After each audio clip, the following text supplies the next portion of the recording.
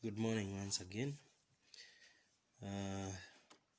We started a discussion on the topic of quadratic expressions and equations.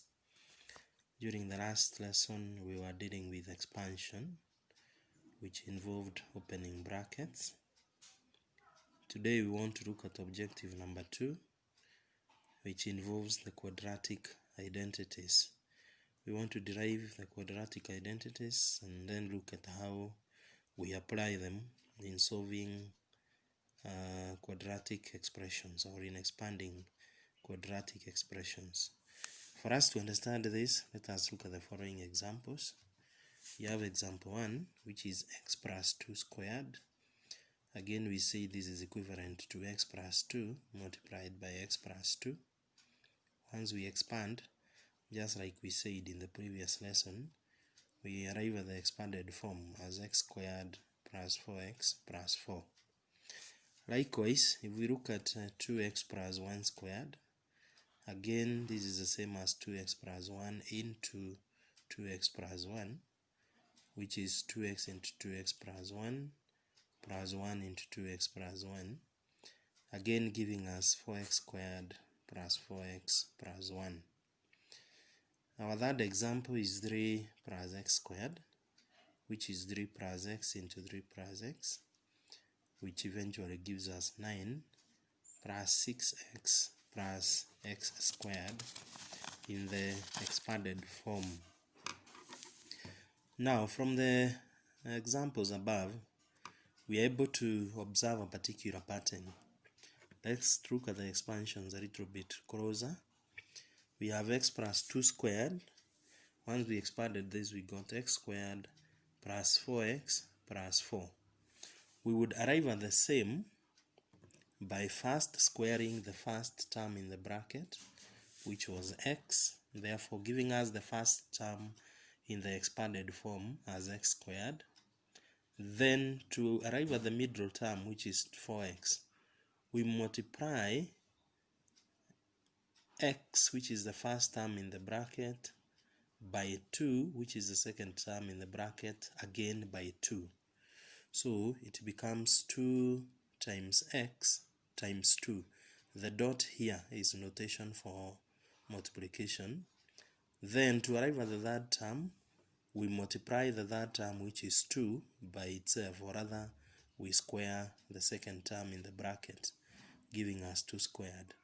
If you work out this, it gives you x squared plus 4x plus 4. If we come to 2x plus 1 squared, the first term in the expanded form will be the square of 2x squared, which gives you 4x squared.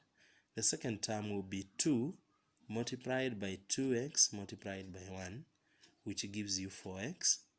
And then the last term in the expanded form will be the square of 1, which simply gives you 1. Likewise, I hope you're able to observe the same pattern in the third example, where we have 3 plus x squared. We square the first term in the bracket, which is 3, to get the first term of the expanded form, that is 3 squared. Then we have 2 times 3 times x, which gives us 6x. And then we have the square of x, which gives us x squared. So we have seen that in each case, we square the first term in the expression. Then we multiply 2 by the first term in the expression by the second term. Then we square the second term to get the first, second, and third terms of the expansion respectively. I hope it is clear. It is the same thing we observed there above. Like for the last example, we said you square 3 to get the first term in the expanded form, which is 3 squared or 9. The second one is 2 times 3 times x, which gives you 6x. Then the other one is the square of x, which is simply x squared. So in general, we can observe that if we have the expression a plus b squared, note that the sign in between here is a positive one. A plus b squared, it gives us a squared plus 2 times a times b plus b squared. where a is the first term in the expression and b is the second term. So that gives rise to a squared plus 2ab plus b squared. And this now brings us to the first quadratic identity, which we can use to expand a quadratic expression. Let's look at an example. We want to use this relationship, then we have 2x plus 3 squared. So to arrive at the first term of the expanded form, we get the square of 2x, which gives us 4x squared. To arrive at the second term, we multiply 2 by 2x by 3. That gives us 2 by 2x is 4x. 4x times 3 gives us 12x. Then to arrive at the last term of the expansion, then we square 3, which gives us 9.